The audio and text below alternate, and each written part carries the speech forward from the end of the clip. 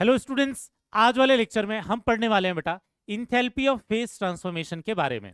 Actual में phase transformation का मतलब क्या होता है कि जब भी कोई कंपाउंड एक स्टेट से किसी दूसरे स्टेट में कन्वर्ट होता है, एग्जांपल के लिए वो सॉलिड से लिक्विड में कन्वर्ट हो सकता है, या फिर लिक्विड से गैस में कन्वर्ट हो सकता है, या फिर डायरेक्टली सॉलिड से गैस में कन्वर्ट हो सकता है। ऐसी प्रोसेसेस को हम, ऐसे रिएक्शंस को हम क्या बोलते हैं? Phase transformation.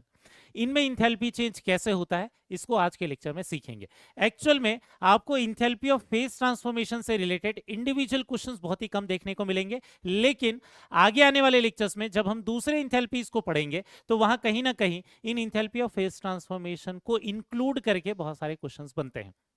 ठीक है, तो इसीलिए जब आगे वाले लेक्चर्स में हमें जरूरत पड़े तो आपको समझ में आ जाना चाहिए, इसीलिए इसी एक लेक्चर में सारे तरीके की इंथैल्पी ऑफ फेज ट्रांसफॉर्मेशन की डेफिनेशन और उनकी रिएक्शंस कैसे लिखते हैं इसको एक साथ सीखने वाले हैं।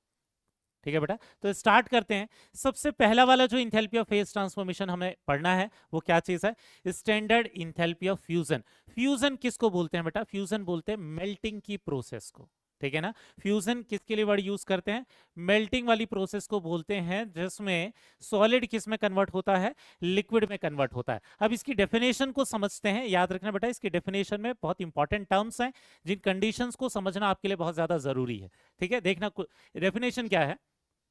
Amount of heat required for melting, मतलब मेल्टिंग के लिए कितनी हीट की जरूरत है, ऑफ 1 मोल ऑफ सॉलिड। ठीक है, क्योंकि केमिस्ट्री में हम जितनी भी इंथैल्पीज डिफाइन करते हैं वो यूजुअली अमाउंट हम कितना लेते हैं? 1 मोल लेते हैं। तो 1 मोल ऑफ सॉलिड को मेल्ट करने के लिए, ठीक है, लेकिन आगे ध्यान देना ये बहुत इंपॉर्टेंट है, इन स्टैंडर्ड स्टेट, मतलब जो सॉलिड रहेगा वो अपने स्टैंडर्ड स्टेट में होना चाहिए। सॉलिड के भी अलग अलग स्टेट हो सकते हैं। एग्जांपल के लिए अगर हमारे पास कार्बन प्रेजेंट है तो वो कार्बन भी अलग अलग फॉर्म में हो सकता है। वो चारकोल के फॉर्म में हो सकता है, वो ग्रेफाइट के फॉर्म में हो सकता है, वो डायमंड के फॉर्म में हो सकता है। कार्बन के सॉलिड स्टेट में भी अलग अलग फॉर्म है। तो जब हम स्टैंडर्ड इंथैल्पी ऑफ फ्यूजन की बात कर रहे हैं तो वो जो भी सॉलिड है वो अपने स्टैंडर्ड स्टेट में होना चाहिए। एग्जांपल के लिए जैसे जो कार्बन है उसका स्टैंडर्ड स्टेट होता है ग्रेफाइट। मतलब जब हम standard enthalpy of fusion of carbon की बात करेंगे तो उसके ग्रेफाइट वाले फॉर्म को लेंगे, किसी और फॉर्म को नहीं। मतलब जो सॉलिड का जो स्टैंडर्ड फॉर्म है, अलग अलग सॉलिड के लिए इन केस अगर अलग अलग स्ट्रक्चर में वो एग्जिस्ट करता है तो स्टैंडर्ड स्टेट कोई एक चूज किया हुआ रहता है आईयूपीएसी ने।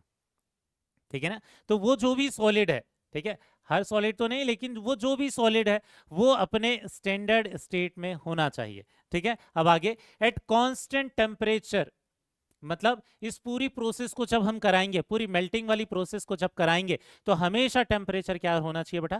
कांस्टेंट होना चाहिए। और आगे क्या लिख रहा है? एंड स्टैंडर्ड प्रेशर, प्रेशर की वैल्यू कितनी होनी चाहिए? 1 बार। हम जब भी इंथैल्पीज पढ़ते हैं बेटा, चाहे इस इंथैल्पी की बात करें या आगे आने वाले लेक्चर्स में अलग अलग इंथैल्पीज की बात करेंगे, सारे इंथैल्पी को डिफाइन करते समय प्रेशर और टेम्परेचर कांस्टेंट होता है। ठीक है ना, और एक चीज ध्यान देना है आपको, जब हम स्टैंडर्ड वर्ड यूज करते हैं इंथैल्पी में तो जो प्रेशर होना चाहिए वो स्टैंडर्ड प्रेशर कितना होना चाहिए? 1 बार प्रेशर होना चाहिए। क्लियर है? 1 बार प्रेशर होना चाहिए, उसको क्या बोलते हैं? स्टैंडर्ड प्रेशर बोलते हैं। और उसी के केस में इंथैल्पी के लिए हम स्टैंडर्ड टर्म यूज कर सकते हैं। एक चीज और ध्यान देना बेटा, जब दूसरी इंथैल्पीज को डिफाइन करते हैं तो टेम्परेचर भी स्टैंडर्ड 298 केल्विन लेकर चलते हैं थर्मोकेमिस्ट्री में, लेकिन इंथैल्पी ऑफ फेज ट्रांसफॉर्मेशन को पढ़ते समय टेम्परेचर अलग अलग सॉलिड के लिए अलग अलग रहेगा, वो 298 केल्विन नहीं रहेगा। जो भी मेल्टिंग पॉइंट होता है, सॉलिड को मेल्ट करने वाला जो भी टेम्परेचर होता है, उस मेल्टिंग पॉइंट वाले टेम्परेचर को हम लेते हैं। हमेशा इंथैल्पी ऑफ फेज ट्रांसफॉर्मेशन में कोई एक फिक्स टेम्परेचर नहीं होगा, हाँ, लेकिन जो भी टेम्परेचर होगा वो कांस्टेंट होगा। जैसे जब हम मेल्टिंग करवा रहे हैं तो वहां पर जो टेम्परेचर रहेगा वो क्या रहेगा? वहां पर टेम्परेचर रहेगा मेल्टिंग पॉइंट वाला फिक्स टेम्परेचर। तो यहां ध्यान देना, इसको अब पूरा समराइज करते हैं। ऐसे केस में ये जो अमाउंट ऑफ हीट रिक्वायर्ड होता है उसे हम क्या बोलते हैं? स्टैंडर्ड इंथैल्पी ऑफ फ्यूजन और मोलार इंथैल्पी ऑफ फ्यूजन। यहां हमने क्या बोला? कंडीशन को ध्यान देना बेटा, 1 मोल सॉलिड होना चाहिए। ठीक है, टेम्परेचर कांस्टेंट होना चाहिए, और टेम्परेचर जो कांस्टेंट होगा वो कौन सा होगा बेटा? Melting point. ठीक है ना, मेल्टिंग पॉइंट वाला जो टेम्परेचर होगा वो कांस्टेंट होना चाहिए। दूसरी चीज, जो प्रेशर है वो कांस्टेंट होगा, लेकिन स्टैंडर्ड क्योंकि इंथैल्पी पढ़ रहे हैं तो प्रेशर की वैल्यू क्या रहेगी? 1 बार के बराबर रहनी चाहिए, ये वाली वैल्यू कांस्टेंट होनी चाहिए। दूसरी चीज, जो भी सॉलिड है, जो भी सॉलिड है वो कौन से स्टेट में होना चाहिए? स्टैंडर्ड स्टेट में होना चाहिए, इन स्टैंडर्ड स्टेट होना चाहिए। स्टैंडर्ड स्टेट के कहने का मतलब क्या है, हर एक सॉलिड के लिए अलग अलग स्टैंडर्ड स्टेट होता है। जैसे कार्बन के लिए क्या होता है बेटा, ग्रेफाइट होता है, वैसे सल्फर के लिए क्या होता है, रोम्बिक सल्फर होता है। ठीक है, इस तरीके से हर एक सॉलिड के लिए कुछ स्टैंडर्ड स्टेट, ठीक है, इनफैक्ट बहुत सारे सॉलिड के लिए उसका जो स्टैंडर्ड स्टेट होता है वो डिफाइंड होता है। तो वो अपने स्टैंडर्ड स्टेट में जब रहेगा तो उसको मेल्ट करने के लिए, उसके 1 मोल अमाउंट को मेल्ट करने के लिए इन कंडीशन पर जितने भी हीट की रिक्वायरमेंट होगी उसे हम क्या बोलेंगे, स्टैंडर्ड इंथैल्पी ऑफ फ्यूजन, या इसे और क्या बोलेंगे बेटा, molar enthalpy of fusion. Molar इसलिए क्योंकि 1 मोल अमाउंट की बात कर रहे हैं। एग्जांपल के लिए ध्यान देना है यहाँ पर, जैसे H2O जो है, अगर वो आइस के फॉर्म में होता है, सॉलिड वाले फॉर्म में होता है, तो जब उसे लिक्विड में कन्वर्ट करते हैं, ठीक है, तो यहाँ पर जो हीट की जो रिक्वायरमेंट होती है ये कितनी होती है बेटा, 6 किलो जूल पर मोल। ये डाटा याद रखना बेटा। वाटर के लिए जो डाटा है वो आपको याद रखना है, ठीक है। जो 1 मोल ऑफ आइस होता है, ठीक है, उसको कौन से प्रेशर पर, 1 बार प्रेशर पर, ठीक है, और कौन से टेम्परेचर पर, ये होता है 273 केल्विन वाले टेम्परेचर पर। क्योंकि वाटर के लिए जो मेल्टिंग पॉइंट होता है वो कौन सा होता है बेटा, 273 केल्विन होता है, 0 डिग्री सेल्सियस होता है। तो उस टेम्परेचर पर, उस एक कांस्टेंट टेम्परेचर पर, 1 बार प्रेशर कंडीशन पर 1 mole of solid, 1 mole of ice को लिक्विड में कन्वर्ट करने के लिए जितनी हीट की रिक्वायरमेंट होती है उस हीट को हम क्या बोलते हैं, स्टैंडर्ड इंथैल्पी ऑफ फ्यूजन। समझ में आ गया बेटा। अब ध्यान देना, इसी को अगर मैंने उल्टा कर दिया, लिक्विड से अगर वो सॉलिड में कन्वर्ट हो रहा है, मतलब अगर हम उस सॉलिड को, उस लिक्विड को फ्रीज कर रहे हैं, तो इसी का जस्ट अपोजिट हो जाएगा। मतलब जब रिएक्शन को रिवर्स करेंगे तो लास्ट वाले लेक्चर में हमने पढ़ रखा था कि साइन क्या हो जाएगा, निगेटिव।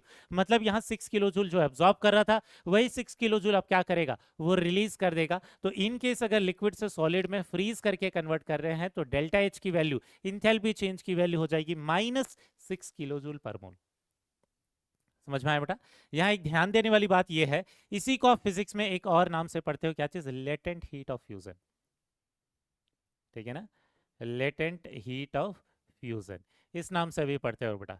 तो केमिस्ट्री में हम जो टर्म यूज करते हैं वो ज्यादातर time molar enthalpy of fusion या स्टैंडर्ड इंथैल्पी ऑफ फ्यूजन ये वर्ड यूज करते हैं। लेकिन जो फिजिक्स में आपने पढ़ रखा होगा, और इनफैक्ट ये भी बहुत सारी जगहों पर यूज करते हैं, latent heat of fusion. Latent heat of fusion का मतलब क्या है, यही है। लेकिन ध्यान देना, लेटेंट हीट बोलते क्यों है, लेटेंट हीट का मतलब मतलब होता है छुपा हुआ हीट। ठीक है ना, तो लेटेंट हीट इसे बोलते क्यों है, क्योंकि एक्चुअल में इस प्रोसेस में जब ये फेज ट्रांसफॉर्मेशन वाली प्रोसेस चलती है तो वो जो हीट है वो हम उसे दे रहे हैं, लेकिन वो उसका टेम्परेचर बढ़ाते हुए हमें दिखाई नहीं देगा। ठीक है, तो ऐसा लगता है कि हीट उसमें गया और वो कहीं छुप गया। ठीक है, वो उसके टेम्परेचर को इंक्रीज करता हुआ नहीं दिखाई देगा हमें। ठीक है, मतलब जब तक ये फेज ट्रांसफॉर्मेशन प्रोसेस चल रही तब तक कोई टेम्परेचर में इंक्रीज नहीं होता। ठीक है, तो लेटेंट हीट ऑफ फ्यूजन कहने का रीजन क्यों है, रीजन क्या है इस मोलर इंथैल्पी ऑफ फ्यूजन को, because temperature do not increase on supplying heat. ठीक है ना, जब हम इसको हीट सप्लाई कर रहे हैं उसके बाद भी वो जो हीट है वो टेम्परेचर को इंक्रीज करता हुआ दिखाई नहीं देता, इसलिए उसके लिए टर्म कौन सा यूज करते हैं, latent heat of fusion word use करते हैं। एक चीज और ध्यान देना बेटा, यूनिट में जब हम केमिस्ट्री में पढ़ रहे हैं 1 मोल के लिए पढ़ रहे हैं तो यहाँ किलो जूल पर मोल लिखा हुआ रहता है। ठीक है, कुछ जगहों पर वो आपको पर ग्राम भी दे सकता है। तो लेटेंट हीट ऑफ फ्यूजन जब पढ़ते हैं हम तो कई बार उसमें पर ग्राम की भी यूनिट लिखी हुई रहती है। ठीक है, ये पर मोल में भी दिया हुआ हो सकता है, जब लेटेंट हीट ऑफ फ्यूजन देगा पर ग्राम में भी दिया हुआ हो सकता है। ठीक है, क्योंकि फिजिक्स में कई बार पर ग्राम में भी आप कैलकुलेट करते हो। ठीक है, लेकिन ध्यान देना, जब आप मोलार इंथैल्पी ऑफ फ्यूजन की बात कर रहे हो तो उसके पर ग्राम को किस में कन्वर्ट कर देंगे, मोलार मास मल्टीप्लाई करके पर मोल में कन्वर्ट कर देंगे। समझ में आ गया। तो जब आप मोलार इंथैल्पी वर्ड यूज कर रहे हो तब तो एकदम क्लियर है कि 1 मोल के लिए ही लिख रहे हो। समझ में आ गया बेटा। लेकिन जब आप लेटेंट हीट ऑफ फ्यूजन की बात कर रहे हो तो ये पर ग्राम में भी हो सकता है। समझ में आ गया। तो ये जो लेटेंट हीट ऑफ फ्यूजन है इसके लिए जो यूनिट हो सकती है, इसके लिए यूनिट क्या हो सकती है, ये किलो जूल पर मोल भी हो सकता है। ठीक है, और किलो जूल पर ग्राम भी हो सकता है, या जूल पर ग्राम भी हो सकता है। समझ में आ गया बेटा। ठीक है, तो ये तो हो गया क्या चीज, स्टैंडर्ड इंथैल्पी ऑफ फ्यूजन के बारे में। ठीक है, अब ये जो स्टैंडर्ड इंथैल्पी ऑफ फ्यूजन है, कई बार इसके डाटा को कैसे यूज करना है, हीट निकालने के लिए कैसे यूज करना है, ये देख लेते हैं, एक एग्जांपल के साथ देख लेते हैं। यहां देखना, amount of heat melt required to melt 36 gram of ice to water if enthalpy of fusion of water क्या दे रखा है, 6 किलो जूल पर मोल है। तो हमें क्या बोल रहा है ये क्वेश्चन में, कि ये जो H2O जो सॉलिड स्टेट में है, मतलब आइस के फॉर्म में है, उसको हम किस में कन्वर्ट कर रहे हैं बेटा, उसको लिक्विड के स्टेट में कन्वर्ट कर रहे हैं। यहाँ क्या दिख रहा है, 1 मोल के लिए जो रिक्वायर्ड है वो कितना है, 6 किलो जूल पर मोल है। ठीक है, तो क्वेश्चन में कौन सा डाटा दे रखा है, 36 ग्राम दे रखा है, मतलब इसमें नंबर ऑफ मोल क्या हो जाएंगे, given mass upon molar mass. तो एक्चुअल में कितना हो जाएगा बेटा, 2 मोल हो जाएगा। तो 1 मोल के लिए अगर 6 किलो जूल है, तो 2 मोल के लिए क्या है, ये हो जाएगा 12 किलो जूल हो जाएगा। समझ में आ गया, तो ये आंसर आ गया। ये तो ऐसे बेसिक से कैलकुलेशंस होते हैं, और इसलिए इस पर इंडिपेंडेंट क्वेश्चन आपको बहुत कम देखने को मिलेंगे। ज्यादा क्वेश्चन ये हमें देखने को मिलेंगे ये किसी और दूसरी इंथैल्पीज के साथ वहां यूज हो रहा होगा। तो जब सॉलिड से लिक्विड में कन्वर्ट होगा, तो उसकी हीट निकालने के लिए हम क्या करेंगे, इंथैल्पी ऑफ फ्यूजन में जितने भी नंबर ऑफ मोल है उसको मल्टीप्लाई कर देंगे। समझ में आ गया, तो ये हीट निकल कर आ जाएगी। क्लियर हुआ बेटा। यहीं पर अगर हमने इस H2O लिक्विड को, ठीक है ना, अगर इस H2O लिक्विड को इस H2O गैस में कन्वर्ट कर दिया है, ठीक है, तो यहां पर क्या वैल्यू निकल कर आ रही है, टोटल 12 किलो जूल हो रहा था, एब्जॉर्ब हो रहा था लिक्विड में कन्वर्ट होते समय। तो जब ये लिक्विड से वापस से आइस में कन्वर्ट होगा, तो यहाँ पर हीट की इंथैल्पी चेंज कितना हो जाएगा बेटा, -12 किलो जूल का हो जाएगा। किसके लिए, फॉर 2 मोल के लिए, फॉर 2 मोल ऑफ आइस के लिए, 2 मोल ऑफ वाटर के लिए।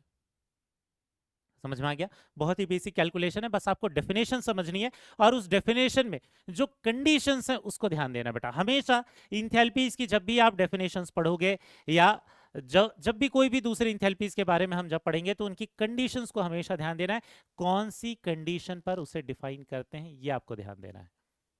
क्लियर हुआ बेटा। ठीक है, तो पहला हमने पढ़ लिया है फेज ट्रांसफॉर्मेशन, जब सॉलिड से लिक्विड में कन्वर्ट करते हैं तो इसके लिए वर्ड यूज करते हैं स्टैंडर्ड इंथैल्पी ऑफ फ्यूजन। अब आते हैं यहां पर बेटा कहां, स्टैंडर्ड इंथैल्पी ऑफ वेपराइजेशन पर। नाम से समझ में आ रहा है, वेपराइजेशन कहने का मतलब क्या है, लिक्विड से अब हम कंपाउंड को या किसी भी सब्सटेंस को कन्वर्ट करेंगे किस में, गैसेस स्टेट में, वेपर में।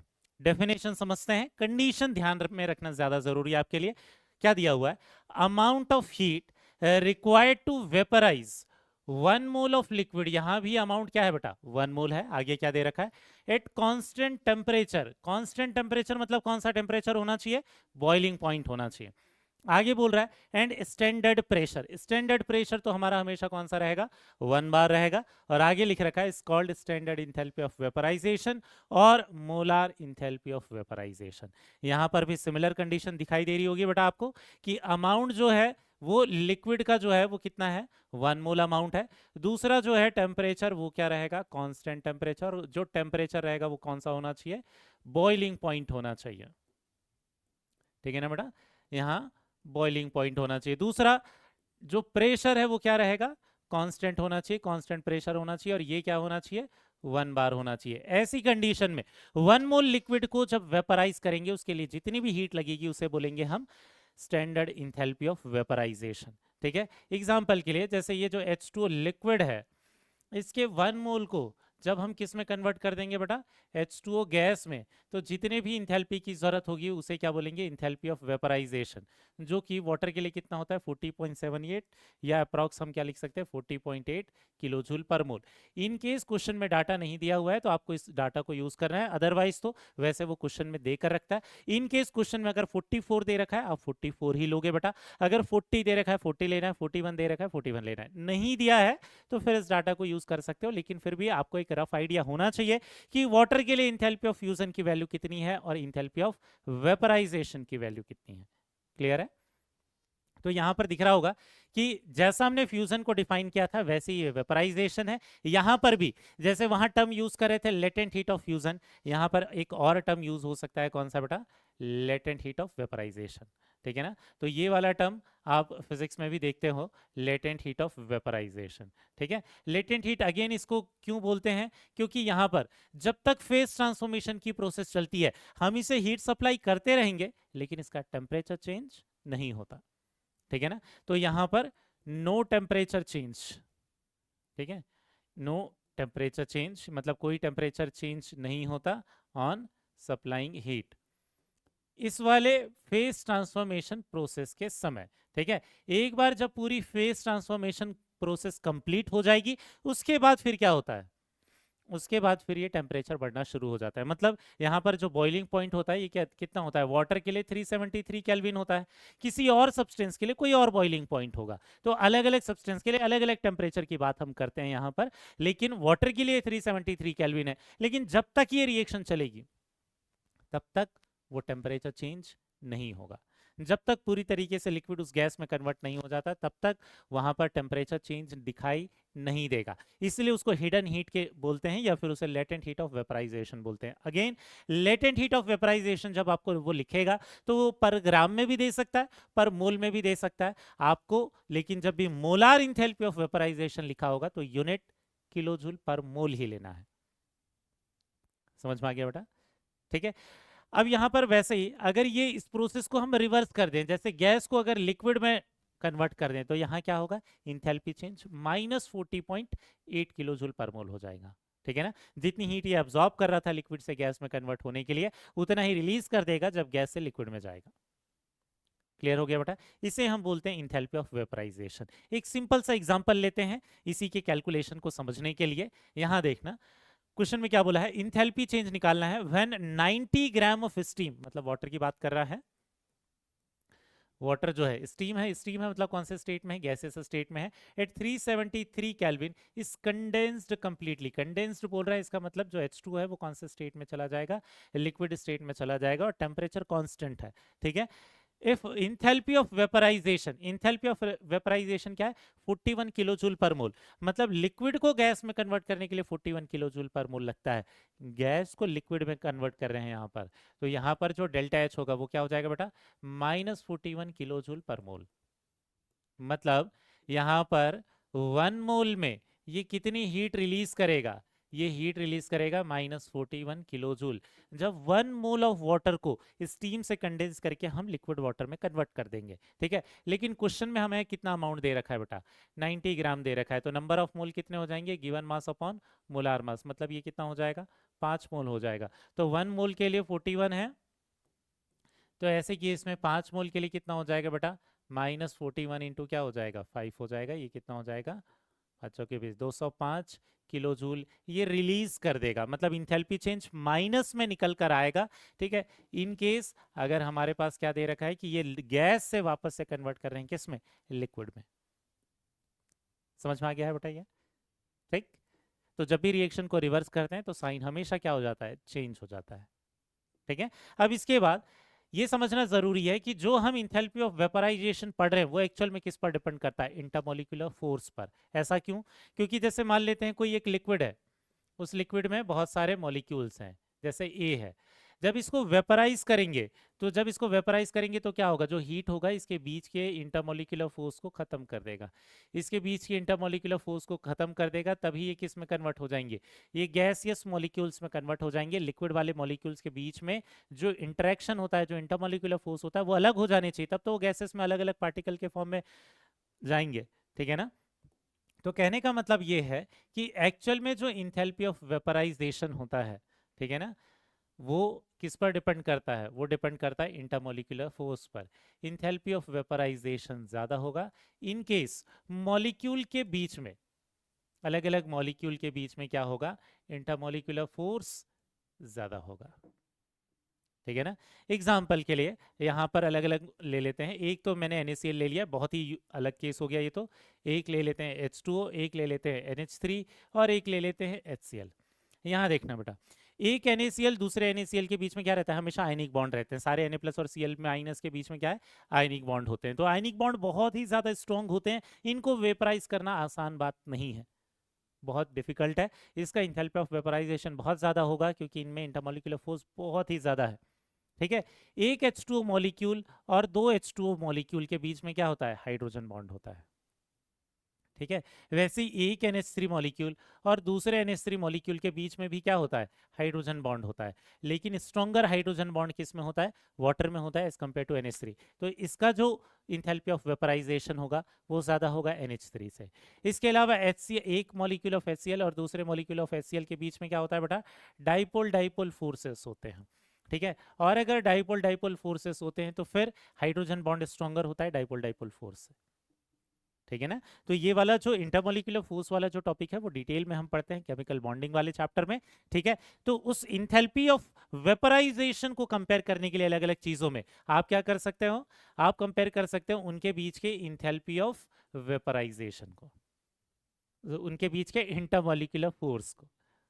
समझ में आ गया। तो जिसका इंटरमोलिकुलर फोर्स ज्यादा रहेगा उसका इंथैल्पी ऑफ वेपराइजेशन ज्यादा होगा, ठीक है। दूसरी चीज, आप जितने भी मॉलिक्यूल के लिए देखोगे enthalpy of vaporization enthalpy of fusion से ज्यादा मिलेगा। वाटर के लिए भी हमने देखा फ्यूजन की वैल्यू 6 किलो जूल थी, वेपराइजेशन की वैल्यू 41 किलो जूल थी। तो सारे सब्सटेंसेस के लिए क्या होता है कि जो इंथैल्पी ऑफ वेपराइजेशन की वैल्यू होती है सेम ही मॉलिक्यूल के लिए, उसकी इंथैल्पी ऑफ वेपराइजेशन की वैल्यू इंथैल्पी ऑफ फ्यूजन की वैल्यू से, ठीक है ना, इंथैल्पी ऑफ फ्यूजन की वैल्यू से क्या होती है, ज्यादा होती है। लेकिन ये वाला कंपैरिजन किन के लिए होगा, फॉर सेम मॉलिक्यूल H2O के ही इंथैल्पी ऑफ फ्यूजन और H2O के ही इंथैल्पी ऑफ वेपराइजेशन को अगर कंपेयर करते हैं उसके लिए है।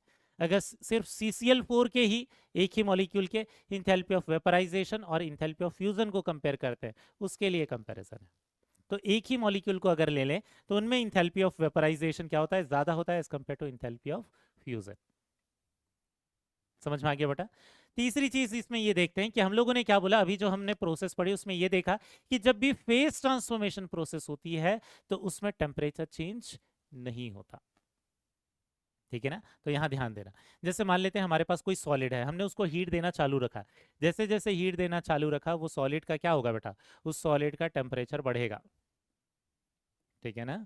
कुछ जगह आपको ये थोड़ा बहुत कर्व्ड लाइन भी मिल सकता है, कोई फर्क नहीं पड़ता। हम बस देख रहे हैं कि जब हीट दे रहे हैं तो धीरे धीरे क्या होगा, टेम्परेचर बढ़ेगा। लेकिन वो टेम्परेचर केवल कब तक बढ़ेगा बेटा, जब तक हम उसके मेल्टिंग पॉइंट पर नहीं पहुंच जाते, ठीक है। इन केस अगर हम उसके मेल्टिंग पॉइंट पर पहुंच गए, जैसे ये उसका क्या हो गया, ये उसका हो गया मेल्टिंग पॉइंट, जब हम उसके मेल्टिंग पॉइंट पर पहुंच जाएंगे तो हम हीट देना तो चालू रखेंगे, मतलब उस मॉलिक्यूल में हीट तो बढ़ती रहेगी लेकिन उसका टेम्परेचर चेंज नहीं होगा। समझ में आ रहा है क्या। तो यहां दिख रहा होगा कि ये टेम्परेचर कांस्टेंट हो जाएगा। हीट देना हमने चालू रखा इसलिए उसको बोलते हैं लेटेंट हीट ऑफ फ्यूजन, वो हीट छुप गया जाके, ठीक है ना, टेम्परेचर चेंज नहीं कर रहा है। एक बार जब वो पूरी तरीके सॉलिड, वो पूरी तरीके से सॉलिड केस में कन्वर्ट हो जाएगा, लिक्विड में कन्वर्ट हो जाएगा, फिर क्या हो जाएगा, उसका टेम्परेचर फिर से बढ़ना चालू होगा जब हम हीट देना चालू रखेंगे। तो फिर से जब ये लिक्विड में कन्वर्ट हो जाएगा तो फिर से जैसे जैसे हम हीट देंगे वैसे वैसे उसका टेम्परेचर क्या होगा, बढ़ेगा। लेकिन इसके बाद ये टेम्परेचर केवल कब तक बढ़ेगा, जब तक हम उसके बॉइलिंग पॉइंट पर नहीं पहुंच जाते। जब हम उसके बॉइलिंग पॉइंट पर पहुंचेंगे तो फिर से क्या, कौन सी प्रोसेस हो जाएगी, इंथैल्पी ऑफ वेपराइजेशन वाली प्रोसेस, मतलब कौन सा, फेस ट्रांसफॉर्मेशन वाली प्रोसेस। और फेस ट्रांसफॉर्मेशन वाली प्रोसेस में टेम्परेचर चेंज नहीं होता, ये फिर से टेम्परेचर कांस्टेंट हो जाएगा अगर हमने हीट देना इसको चालू रखा तो भी। और फिर जब ये पूरी तरीके से गैस में कन्वर्ट हो जाएगा तो फिर हीट देने के बाद फिर से उसका टेम्परेचर क्या होगा, इंक्रीज होना चालू होगा। समझ में आ गया बेटा, ठीक है ना।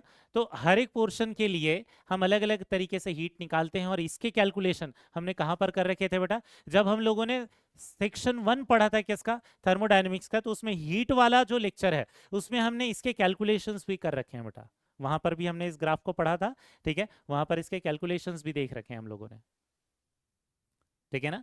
तो ये वाली जो प्रोसेस है, ये वाली जो प्रोसेस है, ये वाली प्रोसेस कौन सी है, ये वाली प्रोसेस है फ्यूजन वाली प्रोसेस है, ठीक है। ये वाली जो प्रोसेस है, ये वाली प्रोसेस कौन सी है बेटा, ये वाली प्रोसेस है वेपराइजेशन वाली। समझ में आ गया। ये हो गई हमारी दूसरी इंथैल्पी। अब आते हैं बेटा तीसरी इंथैल्पी पर, नाम आपने सबने सुन रखा होगा सब्लिमेशन। तो हम पढ़ने वाले हैं standard enthalpy of sublimation. Sublimation में क्या होता है, कोई भी एक जो सॉलिड सब्सटेंस होता है उसको हम कन्वर्ट करते हैं किसमें, डायरेक्टली गैस में, लिक्विड में नहीं, सॉलिड को जब डायरेक्टली गैस में कन्वर्ट करते हैं तो उस प्रोसेस को हम क्या बोलते हैं, सब्लिमेशन बोलते हैं, ठीक है ना। तो इसकी डेफिनेशन देखते हैं क्या बोल रखा है, change in enthalpy when 1 mole of a solid substance सब्लाइम्स at constant temperature and standard pressure of 1 बार। तो अगेन इसमें कोई एक टेम्परेचर रहेगा जिसपे वो सब्लिमेशन वाली प्रोसेस होगी, ठीक है ना। सब्लिमेशन हम किसको बोलते हैं बेटा, ये एक प्यूरिफिकेशन टेक्निक भी होती है। सब्लिमेशन में क्या होता है, जो सॉलिड होता है वो डायरेक्टली किस में कन्वर्ट होता है, वो डायरेक्टली कन्वर्ट होता है किस में, गैस में। Solid directly converted into gas. तो इस प्रोसेस को हम बोलते हैं सब्लिमेशन। हर एक मॉलिक्यूल में तो नहीं, लेकिन बहुत सारे हमारे पास एग्जांपल्स हैं जिसमें वो जो मॉलिक्यूल होते हैं वो सॉलिड से डायरेक्टली कन्वर्ट हो जाते हैं इजीली, किसमें, गैस में, बिना लिक्विड में कन्वर्ट हुए। ठीक है, एग्जांपल के लिए जैसे ये जो CO2 है, CO2 जो सॉलिड फॉर्म में जो होता है उसको ड्राई आइस भी बोलते हैं, ये कन्वर्ट हो जाता है डायरेक्टली कौन से, गैसेस स्टेट में। इसके लिए जो इंथैल्पी होती है ये क्या होती है, 25.2 किलो जूल पर मोल। तो इसके 1 मोल ऑफ सॉलिड को, ठीक है ना, इस 1 मोल ऑफ सॉलिड को डायरेक्टली गैस में कन्वर्ट करने के लिए यहां जितनी भी हीट कंज्यूम हो रही है उसे हम क्या बोलते हैं, इंथैल्पी ऑफ सब्लिमेशन। तो ऐसे सबस्क्रिप्ट में सब्लिमेशन लिख देते हैं या शॉर्टकट में सब लिख देते हैं, ये बता देता है कि हम इंथैल्पी ऑफ सब्लिमेशन की बात कर रहे हैं। समझ में आ गया। एक और एग्जांपल है हमारे पास सब्लिमेट कंपाउंड का, कौन सा, नेफ्थलीन। नेफ्थलीन की बॉल्स होती है बेटा जिसको कपड़े के बीच में रखते हैं, वो जो सॉलिड स्टेट में होता है वो कन्वर्ट होता है किस में, ये भी डायरेक्टली इजीली कन्वर्ट हो जाता है किस में, गैस में कन्वर्ट हो जाता है सॉलिड से। ठीक है, और इसके लिए जो इंथैल्पी ऑफ सब्लिमेशन की वैल्यू होती है वो कितनी होती है, 73 किलो जूल पर मोल। तो आपको क्लियरली दिख रहा है कौन ज्यादा हीट रिक्वायर होता है, किसको ज्यादा हीट की रिक्वायरमेंट होती है गैस में कन्वर्ट करने के लिए, नेफ्थलीन को ज्यादा रिक्वायरमेंट है एज कंपेयर टू CO2। कहने का मतलब नेफ्थलीन का जो कन्वर्जन होगा गैस में वो थोड़ा स्लो होगा क्योंकि इसको ज्यादा हीट की रिक्वायरमेंट है। ऐसा क्यों है, क्योंकि जो नेफ्थलीन होता है वो नेफ्थलीन का मोलार मास ज्यादा होता है एज कंपेयर टू क्या, CO2। तो उसका मोलार मास ज्यादा है तो उसके बीच में इंटरमोलिकुलर फोर्स भी ज्यादा होते हैं, तो वो उतनी इजीली गैस में कन्वर्ट नहीं होगा जितने इजीली कौन हो जाएगा, CO2 गैस में कन्वर्ट हो जाएगा। ठीक है ना। तो जहां पर भी ये सॉलिड गैस में डायरेक्टली कन्वर्ट हो जाते हैं उस प्रोसेस को हम बोलते हैं सब्लिमेशन, और उसमें 1 मोल ऑफ सॉलिड को उस गैस में कन्वर्ट करने के लिए जितने भी हीट की जरूरत है उसे बोलते हैं standard enthalpy of sublimation. Condition वही रहेगी कि कांस्टेंट क्या रहना चाहिए, टेम्परेचर, और कांस्टेंट क्या होना चाहिए, प्रेशर, और वो स्टैंडर्ड प्रेशर लेते हैं कौन सा, 1 बार, और यहाँ पर अमाउंट कितना होना चाहिए सॉलिड का, 1 मोल। इन कंडीशंस को जरूर ध्यान देना है बेटा।